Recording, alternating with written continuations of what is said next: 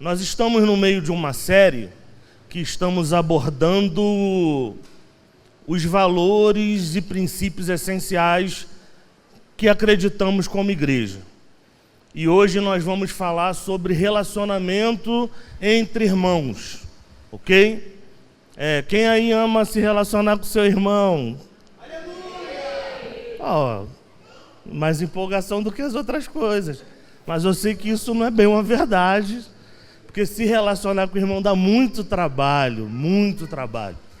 E eu fiquei pensando sobre por que na lida da igreja, no seio da igreja, a gente tem tantas questões quando se fala em se relacionar com o irmão, em ter comunhão com o irmão. E eu pensei muito sobre isso. O Espírito Santo me levou para um caminho que antecede a relação, que é o amor de Deus para conosco. E por que isso, Juan? Porque ninguém é capaz de amar o próximo se não reconhecer que é amado antes. E eu acredito que muito dos nossos dilemas internos, muito das nossas questões internas, está nesse lugar de não reconhecermos o amor de Deus, de não entendermos o amor de Deus, de não identificarmos palpavelmente, ter certeza que Deus nos ama. Porque na teoria da vida cristã, tudo está bem resolvido, irmão. Jesus nos salvou, a gente, amém. O Senhor nos ama, amém. Só que quando a gente estreita isso e começa a perguntar, mas irmão, no dia da depressão, quando está tudo mal, você sente o amor de Deus? Você já se sentiu abandonado por Deus, pelo irmão, pela igreja? E aqui são questões da vida comum, irmão, que cabe ao Evangelho. E às vezes a gente tem medo de questionar a Deus com as nossas dores, com as nossas questões. Mas o Evangelho, ele não exclui os questionamentos, as dores da vida. Pelo contrário, fomos avisados pelo nosso Senhor. No mundo vocês terão aflições. Quer dizer, vocês, ao viver uma vida comum, cotidiana, vai ter problema, vai ter questão. Ao se relacionar com o próximo, que devemos amar, nós vamos ser afligidos. Às vezes vamos dar, não vamos receber de volta. Quem já passou por isso aí? Todo mundo, aleluia. Mas o ponto aqui é, em meio a tudo isso, irmãos, como nós temos identificado o amor de Deus sobre as nossas vidas? E o ponto de partida que eu quero dar é justamente esse. É impossível amar ao próximo sem identificar o amor de Deus sobre nós antes. Puxa aí na sua cabeça, na sua memória, dá um search no HD. Uma busca no HD. Lembra daí de quantas as vezes você tentou se relacionar com alguém e às vezes a sua personalidade impediu, e às vezes a sua pessoalidade impediu, o que também não é um problema. Mas quantas vezes você se sentiu nesse lugar? Eu não tenho o que fazer pelo outro porque eu não sou amado. Eu acho que eu não tenho amor sobre mim. Eu acho que antes de pensar no próximo, a gente deve pensar nisso agora. Eu queria que você fechasse seus olhos por um minuto e fizesse esse exercício. Qual a sua relação com o amor de Deus? Você se sente totalmente amado pelo Senhor? O amor de Deus faz sentido para você dentro daquilo que você está vivendo com dores, com as crises, com os problemas.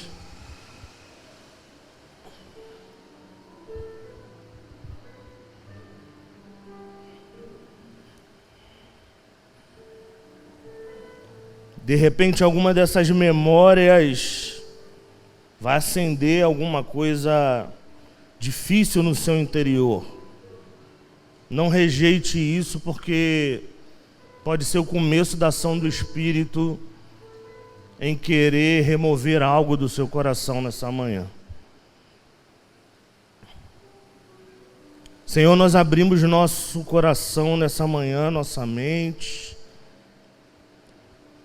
Espírito Santo, nós te pedimos, sonda o nosso interior nessa manhã.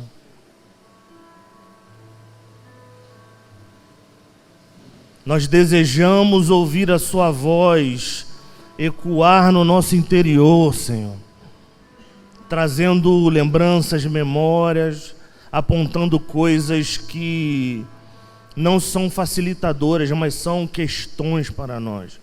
Te pedimos a sua ajuda, Espírito, nessa manhã, no nome de Jesus. Abra sua Bíblia comigo no Evangelho de João, capítulo 13.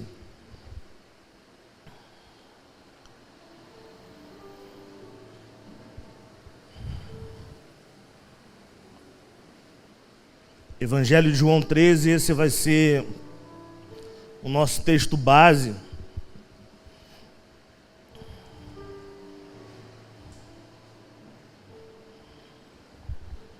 Versículo 34. Nós vamos ler o 34 e o 35.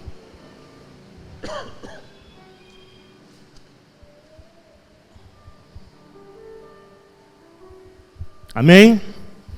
Vamos ler, irmãos? Diz assim o texto sagrado: eu vos dou um novo mandamento, que vos ameis uns aos outros, assim como eu vos amei, que também vos ameis uns aos outros. Nisto todos saberão que sois meus discípulos, se vós amardes uns aos outros. E aqui é interessante que Jesus está dando uma palavra, uma ordem, uma lei. Inclusive ele usa esse tom no começo da frase: um novo mandamento vos dou. E esse mandamento é que a gente ame o nosso irmão, assim como ele nos ama. Mas preste atenção: um novo mandamento vos dou, que vos ameis uns aos outros como eu amo. E eu acho que o ponto de dificuldade da nossa interpretação e da ação referente ao outro está justamente aqui. Como que eu vou amar, por exemplo, o Joey, o Daniel, o João, os irmãos que eu me relaciono, como Jesus ama? De antemão já falou: não dá para mim, Senhor, não tenho essa graça. E às vezes eu não quero nem me esforçar para isso, porque olho para mim e vejo uma incapacidade de fazer isso, porque parece que o texto está sugerindo que a gente se compare a Cristo para poder amar. Ame ao seu próximo como eu amei. Então automaticamente a gente faz uma conta de que, não, Senhor, é impossível. E mesmo tentando, a gente compreende que parece que isso aqui é uma pegadinha de Jesus. Mas a questão é como a gente olha para o texto. Jesus não está pedindo que a gente ame na medida que Ele nos amou. Ponto 1, é impossível fazer isso. Ponto 2, Ele é Deus. E ponto 3, Ele é o próprio amor. E aqui eu queria, primeiro, tirar o peso da sua vida de que é impossível amar como Jesus ama. Mas o que está sendo pedido aqui não é para que a gente ame na medida, irmãos. E toda vez que a gente olhar para esse versículo e achar, caramba, é por isso que as minhas relações não se dão bem. É porque eu não tenho a capacidade de amar Mel como eu amo Jesus. E aí parece que isso é uma resposta para as coisas que eu não consigo fazer. Quem já pensou assim? Eu já pensei assim. Poxa, não, já tentei de tudo, me relacionar com o irmão. Às vezes é só seu jeito, irmão. Às vezes você é tímido, introvertido. Deus não quer mudar a sua personalidade para que você se relacione com o irmão. Olha aí. Olha aí como a gente descobre coisas nessa manhã. Deus não quer mudar o jeitinho da Camila, simplesmente, a Camila agora tem que ser extrovertida, passar a ser, ver filme direto. Camila não vê filme, gente. É só, olha isso. Não vê filme para poder se adequar a um modelo de relacionamento, a um modelo de comunhão, a um modelo de amizade. E às vezes na igreja, o que estamos cultivando não é tentar compreender o que Jesus está nos pedindo, mas tentar entrar numa forma. E por conta disso, qual é o nosso esforço? Cara, eu vou mudar quem eu sou, eu vou mudar minha personalidade, meu jeito. Você se acha pecador, isso é uma certeza, você é. Estou aqui para repetir isso para você. Todos nós somos, mas o ponto não se trata disso. Jesus não quer tirar a sua pessoalidade para se relacionar com alguém. Jesus não quer te esvaziar nas suas características para se relacionar com alguém. O nome disso é abuso. E quando a gente se desconstrói para ganhar algo, para se relacionar com alguém, a gente está cruzando uma linha muito perigosa que às vezes não consegue voltar. Ah, ok, já entendi que eu não vou amar o meu irmão como Jesus. Mas, então como eu devo amar? Vamos voltar ali para o versículo 1 do mesmo capítulo, irmãos. João 13, verso 1. E aqui a gente começa a entender que o que está no 34 e no 35 é continuação de um assunto que começou lá no 1. A gente já falou algumas vezes aqui que a Bíblia ela não é concebida por capítulos. Isso acontece para uma organização melhor. Então, quando a gente lê esses versos de Jesus pedindo isso para nós, não é um recorte que vai fazer sentido. A gente precisa contextualizar. E é o que nós vamos fazer isso agora. Verso 1 do capítulo 13. Vamos ler. Antes da festa da Páscoa, sabendo Jesus que havia chegado sua hora de passar deste mundo para o Pai, e tendo amado os seus que estavam no mundo, amou-os até o fim. Enquanto jantavam, o diabo já havia posto no coração de Judas, filho de Simão Iscariote, que traísse Jesus. E olha que coisa intrigante. Primeiro, Jesus está indo para uma mesa se sentar com seus discípulos porque era Páscoa e havia uma refeição ali para se fazer. E o texto, através do apóstolo João, deixa claro algo que a gente precisa pegar nessa manhã.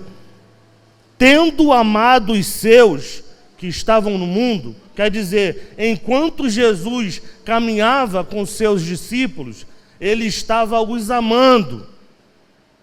E aqui ele reforça algo que é poderoso demais.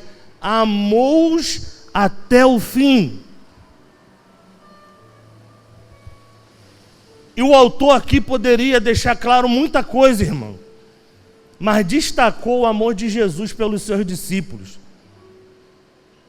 para deixar claro para nós que o nosso desenvolvimento, aquilo que a gente faz na igreja, aquilo que é pedido pelo próprio Cristo, existe algo que deve anteceder, que é o amor de Deus sobre os seus discípulos. E por isso que eu comecei a falar sobre se você entende, compreende, aceita, recebe, sente o amor de Deus na sua vida.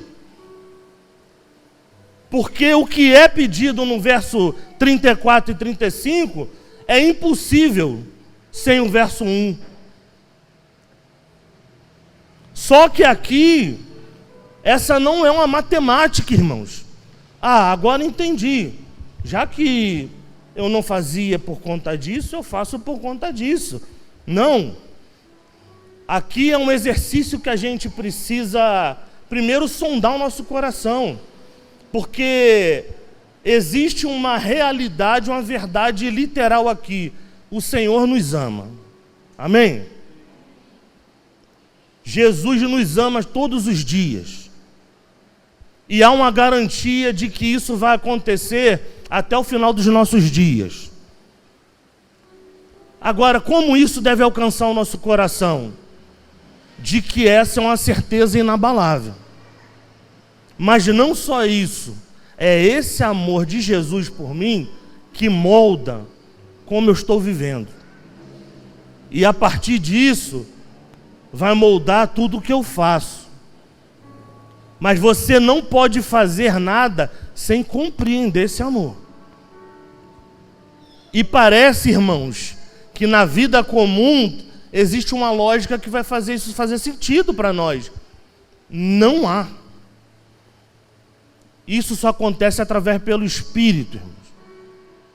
Toda a obra de Jesus em nós precisa da ação do Espírito Santo. Por isso que eu começo sugerindo e pedindo que você lembrasse de coisas a respeito dessa relação do amor de Deus com você. Porque é possível que você não se sinta amado, mas isso não quer dizer que é uma verdade. Porque a Bíblia está nos garantindo nessa manhã que Jesus ama os seus discípulos. Enquanto ele esteve na terra com os seus, amou e amou até o fim.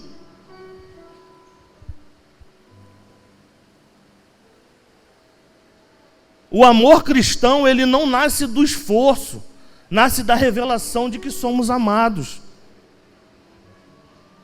Quem aqui já se esforçou para ser amado? Todo mundo, irmão. E você sabe o quanto isso é terrível. Se esforçar para ter de volta aquilo que deveríamos ter de graça. Mas na vida cotidiana, não é isso que acontece. Por isso que a gente precisa pensar nisso. O amor cristão não nasce do esforço. Quer dizer, não tem o que eu faça a partir das minhas prerrogativas, do meu esforço, da minha boa ideia de me relacionar com alguém, que não será bem sucedido. Por quê? Porque isso nasce de uma revelação de que somos amados antes. Então o X da questão aqui, antes de amar alguém, antes de se relacionar com alguém, antes de você vislumbrar um próximo na relação, o que você deve ter na sua mente? O Senhor me ama incondicionalmente. Jesus me ama incondicionalmente. Isso garante muita coisa, irmãos. Porque ninguém aqui é herdeiro, ninguém aqui nasceu numa família perfeita. As famílias não nascem para ser perfeitas, irmãos. Se você pensa isso sobre família, esquece isso nesse dia. Famílias nascem para congregar pessoas e refletirem a glória de Deus, irmão. Esse é o papel de uma família, de uma casa. E cada um ali com a sua personalidade, caráter, pessoalidade, gosto. E o mistério de ser família, ele é interessante porque nós não escolhemos ser família, nós somos escolhidos. Na relação entre homem e mulher, você pode fazer isso. Ah, fulano me interessa, aí eu caso com ele. Mas quem aqui escolhe o filho que quer ter? Ninguém. Você que é filho, todo mundo é filho. Você não escolheu. Você surgiu de uma relação. Mas isso é determinação do Senhor. Porque filhos são herança. Filho é um presente dado por Deus para uma família para ser cuidado segundo o seu caráter. Então parece que a construção da nossa sociedade vai ao contrário disso. A gente quer um filho assim, assim, assado. A gente quer um filho, às vezes, perfeito. E, às vezes, parece que cuidar muito de um filho é um problema. Não é, irmão. É um presente de Deus. Se a gente tem que cuidar do dom, imagina do filho, irmão. Pense nisso. E às vezes a gente valoriza mais orar em línguas do que cuidar de um filho, caramba. É um presente de Deus. Só que nessa conjuntura que nós estamos falando aqui, tem o próximo, irmão. Mas o próximo não pode entrar enquanto eu não tiver essa consciência. Eu sou amado. Eu sou amado por Deus. O amor de Deus faz sentido na minha vida. Porque se não fizer, hoje pode fazer sentido.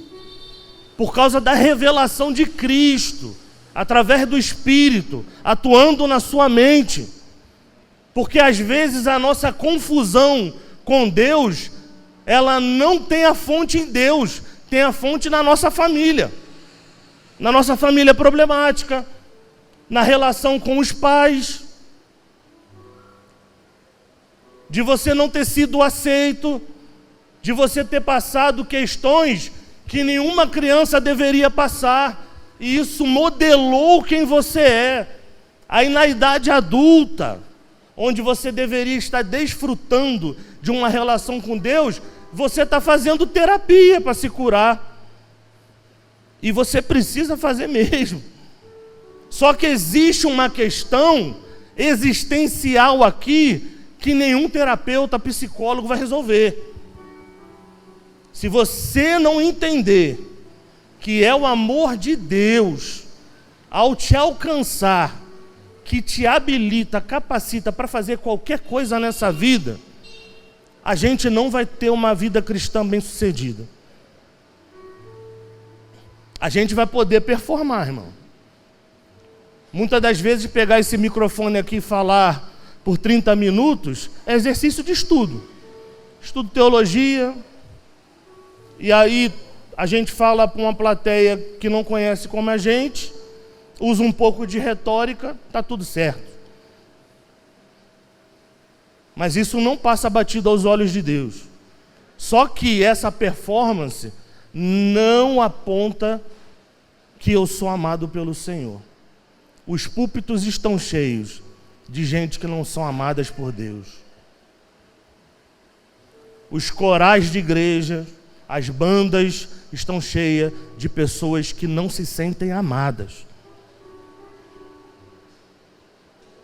As igrejas estão com dezenas de milhares de pessoas que não tentam mais dar um passo em relação ao próximo, porque não consegue resolver essa equação de que é viver com o outro diferente.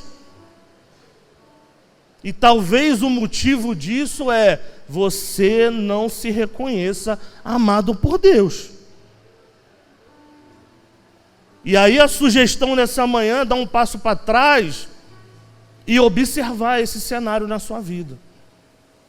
E eu não estou sugerindo que o problema da relação com o outro é a sua causa. Eu estou falando que a sua questão de vida pode mudar totalmente se você compreender se é amado ou não. E quando você ouve isso, irmãos, para onde a sua mente vai? Para onde o seu coração se inclina? Eu, quando comecei a pensar nisso semana passada, meu coração foi longe, minha mente foi longe. Porque eu comecei a pensar em toda a trajetória da minha vida. Eu tinha um pai presente, mas um pai que fazia de tudo para botar comida em casa. Mas a presença que eu desejava eu não tinha. E por um tempo, por pensar a mesma coisa da obrigação de ser marido, e o meu papel é colocar comida na mesa e sustentar a família, eu repliquei o mesmo. Porque eu saía de casa para trabalhar, viajava igual maluco, e não dava a minha presença para os meus filhos. De repente, a nossa bagunça na relação com a igreja vem desse lugar, irmão. Eu queria ser amado e não fui. Eu merecia ser amado e não fui amado. Tim Maia. Vamos lá. Merecia ser amado e não fui. Irmãos, todo mundo merece ser amado, irmão. Nós nascemos para isso. Para relação. Deus é amor. A Trindade é um símbolo, é um ícone do amor de Deus emanado entre as partes. O Pai, o Filho e o Espírito se amam sem medida. Mas olhar para esse cenário todo não nos garante ter um bom relacionamento. Então eu acredito que, ao olhar para o texto falando que Jesus amou os seus até o fim, a primeira coisa que a gente precisa pegar nessa manhã é: eu sou amado pelo Senhor. Ah, Juan, mas minha vida não está legal. Você é amado pelo Senhor. Minha vida não está do jeito que eu queria, minhas relações não estão do jeito que eu queria. Você é amado pelo Senhor. Romanos 8 fala algo muito incrível. Abre lá comigo, Romanos 8.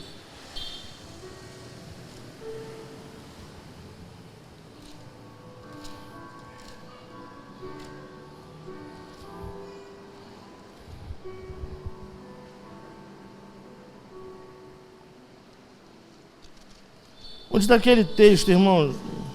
Ah, aqui mesmo, Romanos 8 mesmo.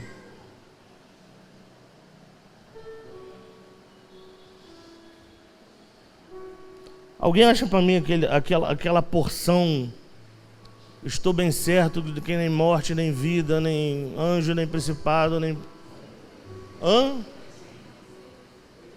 8:36, abre lá no 36.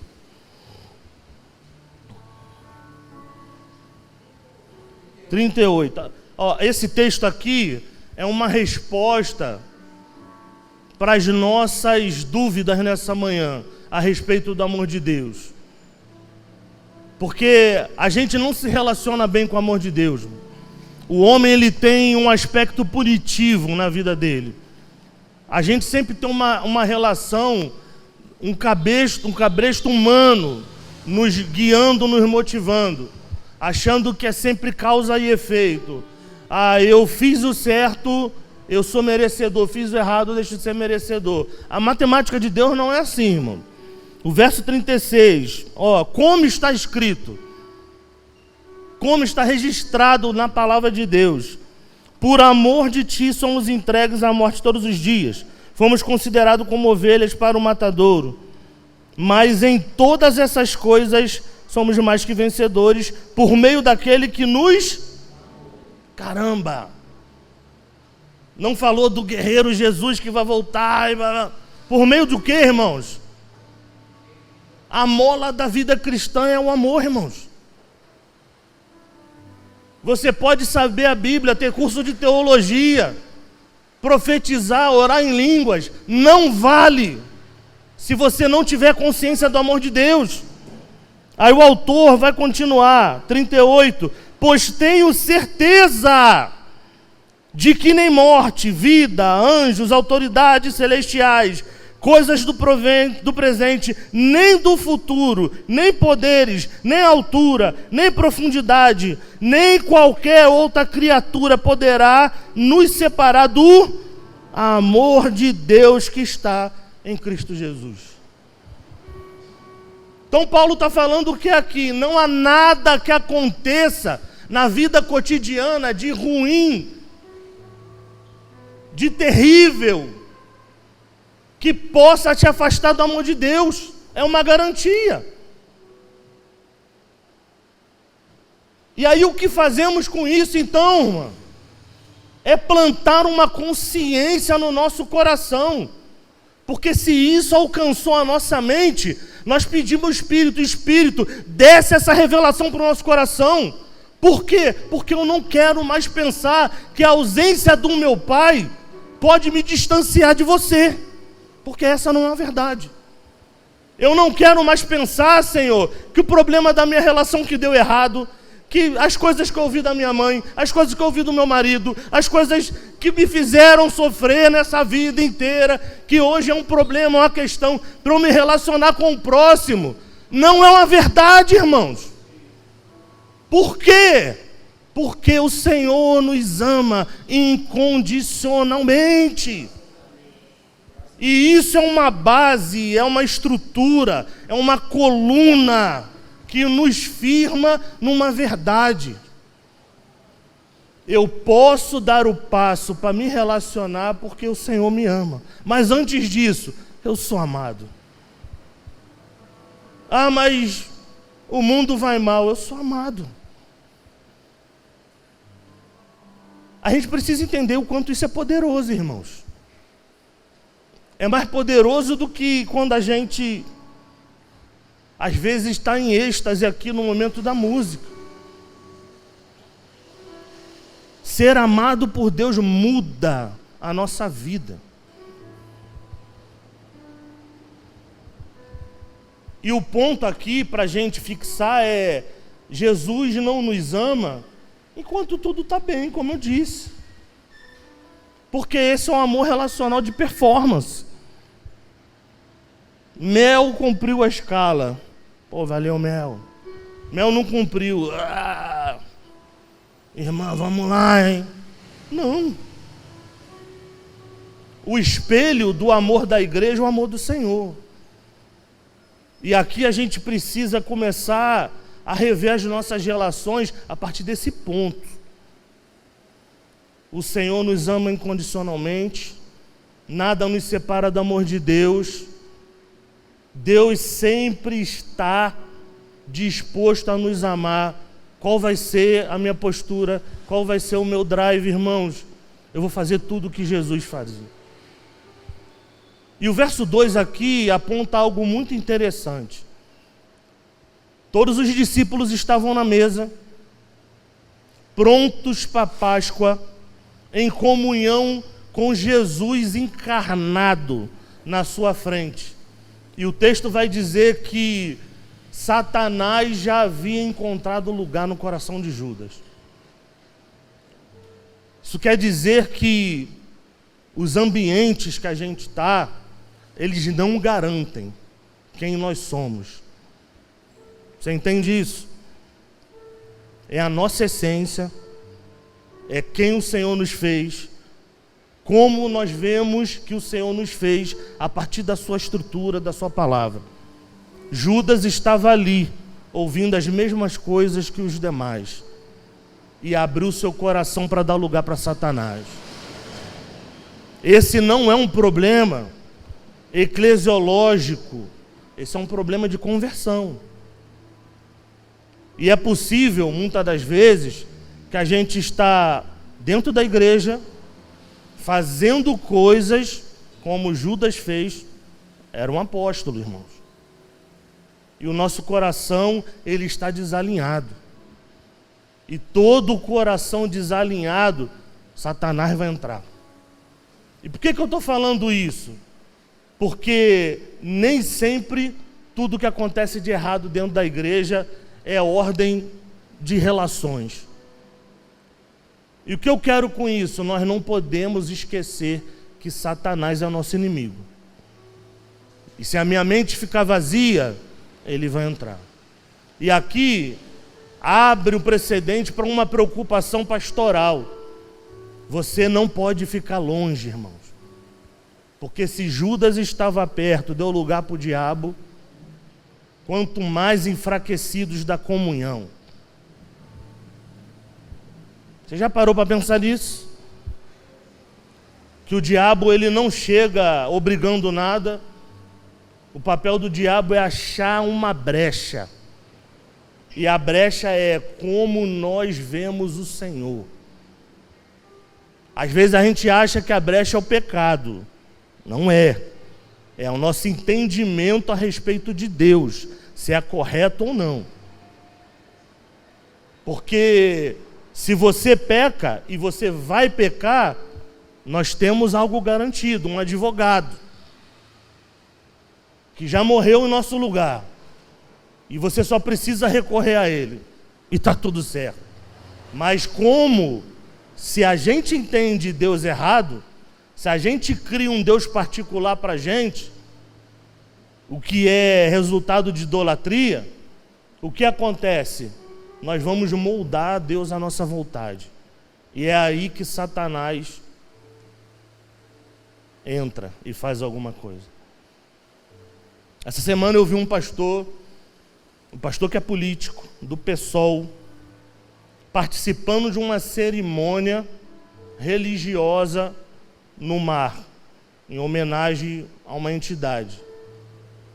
E o apelo dele era sobre fraternidade, sobre amor ao próximo. Ok. E aqui eu quero falar sobre a visão errada do que temos às vezes sobre Deus. Em Êxodo 20, quando Moisés desce do monte, Deus dá uma ordem para Moisés: eu sou o Senhor teu Deus, que tirou vocês da terra do Egito, não terás outros deuses diante de mim. Essa relação de idolatria para Deus não é relacionada a objeto, é relacionada a culto. Qualquer culto contrário ao de Deus fere a santidade do Senhor, e Deus odeia. Então o problema não é a gente se relacionar com pessoas de outra religião. Não é isso. Devemos nos relacionar. Inclusive, se não nos relacionarmos, não vamos pregar o Evangelho.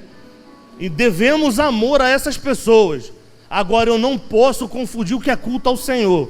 Essa ideia vem da onde? Vem de achar que Deus não é um Deus exclusivista, como o nosso Deus é.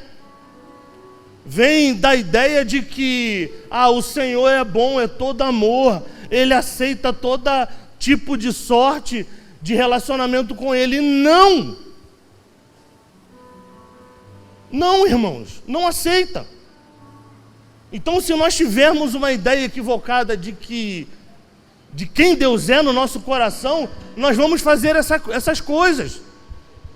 E aí, em nome daquilo que eu projeto que é correto, na minha mente, eu construo algo que eu não preciso construir. Estão me entendendo, irmãos? Irmãos, se você tiver dúvida sobre algum relacionamento com um amigo, com pessoas de fora, o que vai dizer que é... Como é que é o nome daquilo que Deus proíbe? Não. Jugo desigual. O que é jugo desigual? A mistura da fé. Isso vale inclusive para evangélicos. Porque se você crê em algo e tem uma teologia saudável e correta, e o seu parceiro não, você vai ter um problema, irmão. Fecha essa porta. Vamos voltar para cá. Mas eu fiquei pensando, olha que loucura, irmãos. Convocar os evangélicos e ir para uma praia para celebrar em culto outro Deus. Só para ter o título de não somos intolerantes. Gente, não. Nós amamos essas pessoas. Precisamos provar sim sobre isso. Mas eu não vou cultuar outro Deus, irmão. tudo que me faz cultuar outro Deus, eu não estou. E essa é a linha que divide. Inclusive, né, eu na música, na minha profissão, isso sempre foi o ponto que definiu o passo limite. Se entra em algo que entra culto, eu não estou. Eu fui tocar uma vez pro filho do Anderson do Molejo, da banda lá, do cara que morreu. E ele tinha um projeto de black music, com funk e samba, e beleza. Eu fui lá, minha profissão. Irmão, se você escandaliza com isso, azar o teu. E eu fui lá. No dia do show, ele mudou o repertório e colocou 2 músicas que eram literalmente um ponto de invocação a entidades. Eu, antes de começar, eu falei com ele: irmão, não vou tocar, porque isso fere a santidade do meu Deus. E ele simplesmente: não, beleza, irmão, te respeito. E daquele dia ele falou: cara, passei a te respeitar mais por causa disso. Porque eu sei que o candomblecista, o umbandista, ele não mistura as coisas. Quem mistura as coisas é crente. Irmão, eu não posso, quando a Bíblia fala de mistura de água salgada com água doce, é isso. Eu não posso confessar com meus lábios que Jesus é o Senhor e fazer isso para outro Deus. E aí isso abre outro precedente. Cuidado com aquilo que tu canta. Cuidado com aquilo que tu ouve, irmão. Você pode estar invocando o demônio sem saber. Agora eu fechei a porta. É porque são coisas que acumulam, né, que às vezes na minha cabeça, eu podia falar em outro momento, mas estou falando agora. Versículo 4 de João. Voltamos para lá.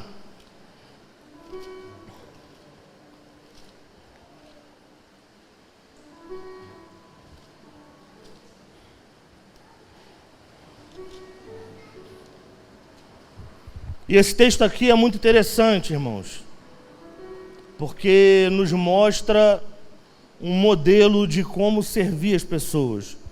Verso 4 diz assim: Jesus levantou da mesa, tirou o manto e, pegando uma toalha, colocou em volta da cintura. Em seguida, colocou água na bacia e começou a lavar os pés dos discípulos e enxugá-los com a toalha que trazia em volta da cintura. Aproximando-se de Simão Pedro, este lhe disse: Senhor, tu lavarás os meus pés? Jesus lhe respondeu: agora você não compreende o que eu faço, mas depois entenderás. Respondeu-lhe Pedro: nunca lavarás os meus pés. Disse-lhe Jesus: se eu não te lavar, não terás parte comigo. Então Simão Pedro lhe disse: Senhor, não me laves somente os pés, mas também as mãos e a cabeça. Jesus lhe respondeu: quem já se banhou precisa lavar apenas os pés, pois no mais está todo limpo. Vós estáis limpos, mas nem todos. Pois ele sabia quem iria traí-lo, e por isso disse que nem todos estavam limpos. E olha que coisa surpreendente esse texto, que ele está mostrando que um Deus encarnado, ele serve homens, como eu e você. Aqui, o que menos importa no texto é aquela briga de que, Senhor, lava só meu pé, lava minha cabeça, minha mão. Isso tem a ver com a personalidade de Pedro. Mas algo que a gente precisa extrair desse texto é: Jesus, por se importar com as nossas emoções, com o nosso coração, ele nos serve. E você já se imaginou estar numa mesa com Jesus, em carne viva? Imagina se isso acontece contigo. O próprio Cristo levantar assim e te servir. Aqui fica desenhado um modelo de como nós temos que servir os nossos irmãos. E mais uma vez, parece que o texto está sugerindo que a gente faça as coisas como Jesus, como ele é Deus. É impossível. Como é que eu vou lavar o pé do meu irmão, servir o meu irmão? Jesus fez isso porque era Deus. O texto não está falando sobre essas coisas. Está falando sobre humildade de coração. Está falando que para se relacionar com o outro, você às vezes precisa dar uma pausa. E pausa em quê? Pausa nas suas verdades. Pausa em tudo que você conhece e descer para servir o irmão. O que Jesus fez aqui foi isso. Ele era Deus, mas ele se colocou num lugar de vulnerabilidade para servir irmãos. E aqui é interessante que a fala de Jesus, se eu não te lavar, você não tem parte comigo. Quando você pensa sobre isso, te leva para qual caminho? Se eu não te lavar, você não tem parte comigo. O que o texto está sugerindo é, sem quebrantamento, sem humildade, sem descer às vezes do nosso ego, da nossa estrutura, sem colocar o amor de Deus na frente, nós não vamos conseguir fazer isso pelo próximo. A intenção de Jesus aqui não é em torno de uma prática de lava-pés. Inclusive, eu não vou fazer isso por ninguém hoje aqui. Apesar que eu acho interessante, né? Eu já vi em alguns lugares isso acontecer. Mas eu não tenho coragem, irmão. Não quero pegar um pé com chulé e nem quero que façam comigo, né? Tá ninguém, caramba. Pastor com chulé. Entenda que primeiro eu sou amado, primeiro identifico o amor de Deus, depois vem a sugestão de servir as pessoas. Existe uma ordem clara aqui, nos fatos. Às vezes nós estamos servindo, nos desgastando, sem a consciência correta, e por isso que não dá certo. Por quê? Porque eu não entendi que o Senhor me ama. E aí a gente volta para esse lugar que a gente já falou até agora. Muitas das vezes o nosso problema de servir o outro é justamente porque a gente não teve. Às vezes nos falta amor, irmão. E como dar aquilo que nós não temos? Então, de antemão, o que a gente precisa fazer? Receber o amor de Deus. E aqui entra uma outra questão, que não é servir, mas ser servido. Eu vejo algo se repetindo no meio da nossa geração. Tem gente muito boa, sempre disposta a fazer coisas para Deus, pelo próximo. Mas quando a gente coloca essa pessoa no lugar de ser servido, é um problema. Pessoas que não sabem ser cuidadas, não sabem ser servidas. E mais uma vez a gente volta para esse lugar. Muitas pessoas passam por isso, por quê? Porque você não teve. Ninguém te amou direito. Faltou esses elementos na sua vida para construir em você uma pessoa que fosse capaz. Vão me servir, está tudo bem. Tem gente que não consegue ficar em paz parado, gente. Eu falo isso com a minha esposa, Fabiana. Às vezes vai as irmãs lá para casa, vai ter alguma coisa, alguma reunião. E as irmãs estão assim, deixa eu ajudar. E aí Fabiana faz o quê? Parece que está deixando as pessoas ajudar. Parece, entendeu? Não, irmã, fica aqui do meu lado. Não passou tarefa nenhuma. Fica aqui, ó, na porta aqui.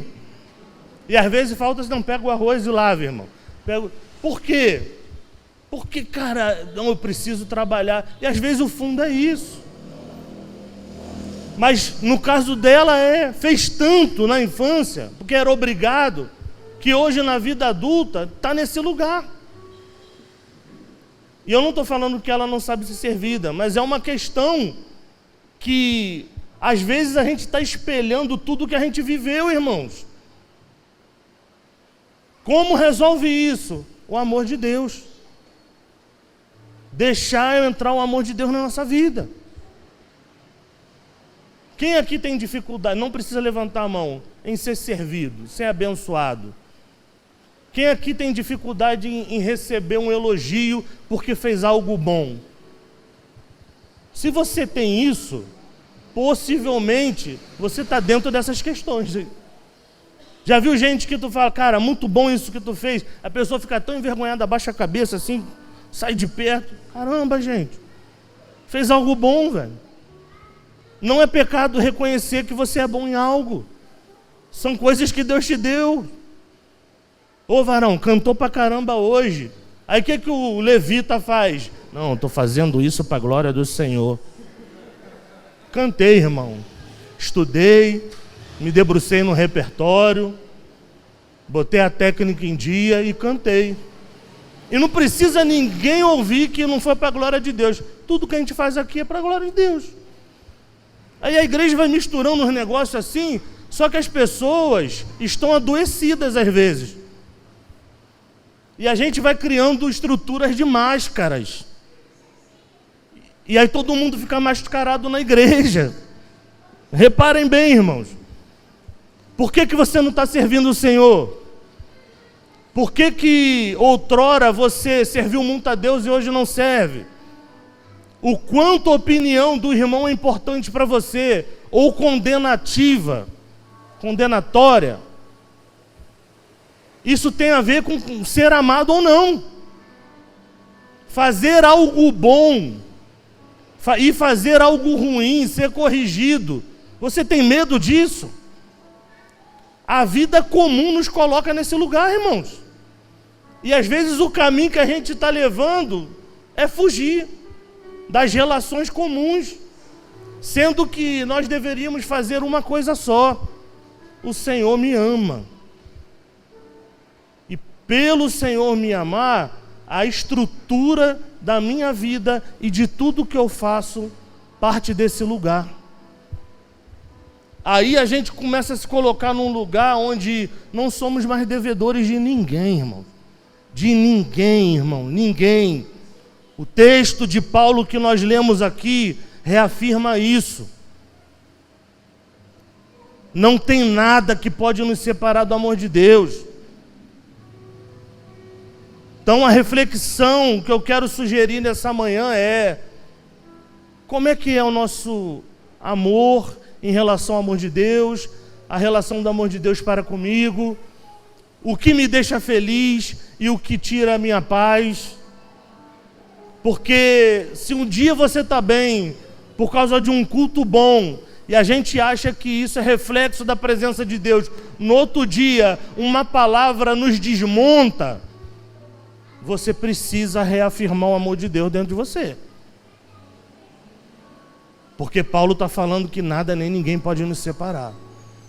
E aí você, especificamente, que teve falta disso na infância, que passou isso com seus pais, que passou isso com relacionamento ruim, de ser maltratado, de ser subtraída, em nome de Jesus, o amor de Deus cobre todas as multidões de pecados. A gente precisa fazer o exercício nessa manhã de trazer luz para isso.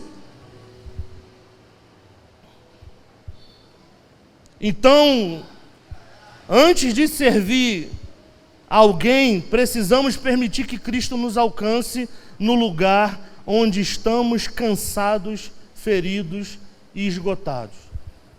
E de repente, a nossa grande questão hoje nessa manhã é assumir isso. Eu estou cansado. Mas não é problema de descanso, sabe? Eu preciso da intervenção de Deus nessa manhã, mudando o que eu penso, mudando o que eu acho, mexendo nas minhas estruturas. Porque você pode fazer terapia e não ter isso resolvido, irmão. Porque tem coisas que só cabe o Senhor.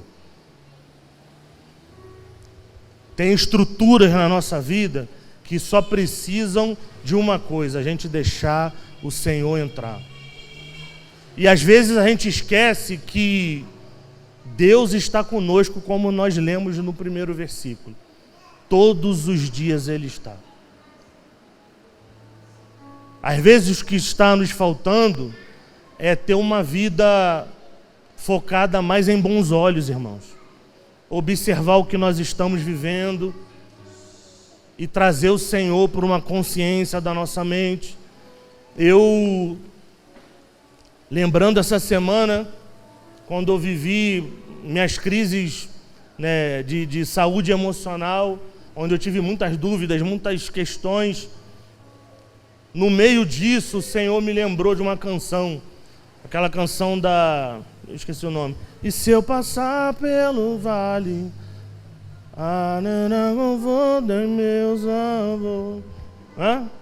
Pois eu sei que és aquele... Vem no meu tom.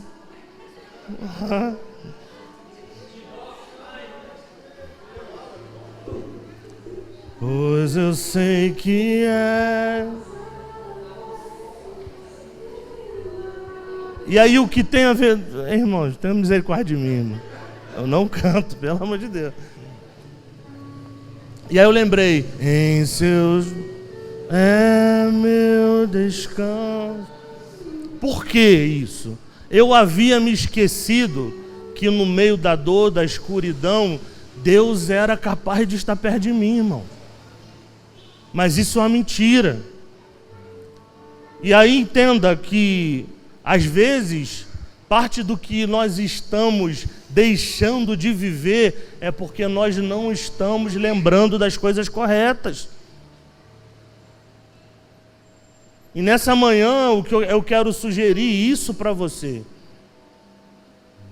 Ninguém vai se relacionar com o próximo, ter um relacionamento de aliança, sem estar resolvido com Deus, irmão. Esquece isso. Esquece isso, nem tenta. Primeiro ponto. Verdade absoluta, Deus nos ama incondicionalmente. Está todos os dias da nossa vida, essa é a promessa de Jesus. Jesus voltou para o céu e deixou o Espírito. Agora tem um ponto que depende de nós. Reconhecer que na vida que eu estou vivendo, eu não abro espaço para Deus em algumas coisas. E de repente nessa manhã, é amanhã para você fazer isso. E aí você pode ter todas as questões que você tiver para lidar. Pessoais, espirituais, psicossomáticas, emocionais, relações que foram ruins, teve marido ruim, teve um relacionamento horrível no namoro, marcou você, teve o abandono ali de pai, mesmo presente, e isso causou uma ferida em você, a sua família não foi do jeito que você sonhava, e você não tem culpa disso, irmão. E você não precisa mais estar ancorado nisso. Porque a vida que o Senhor nos chamou para viver é sobre um Pai que está presente. Festival de buzina do nada. E às vezes a única coisa que falta é olhar para esse Pai, reconhecê-lo como Pai. Às vezes a sua relação com Jeová, com Yahweh, Yavé, é de servo para Deus, não de filha e filho para pai. E isso pode estar acabando com a sua vida. Isso pode estar impedindo que você tenha outras relações e boas relações. Eu queria orar por isso nessa manhã.